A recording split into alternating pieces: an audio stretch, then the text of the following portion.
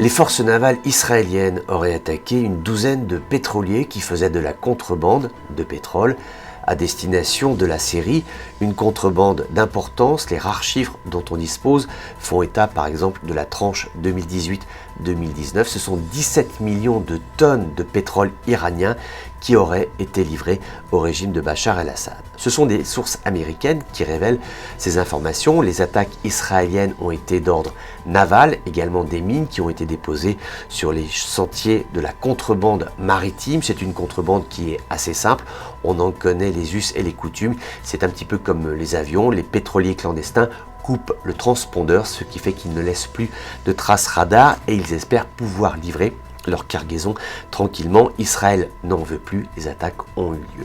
Signalons que Israël est très attentif à ces pétroliers clandestins depuis que ces côtes ont été salies par une catastrophe, une marée noire, il y a de cela quelques semaines. Ce sont 160 km de côtes israéliennes qui ont été touchées par une marée noire à la base de goudron. On a pensé que c'était un pétrolier grec. En fait, a priori, il s'agirait d'un pétrolier libyen. Qui était-il? D'où venait-il? Où allait-il?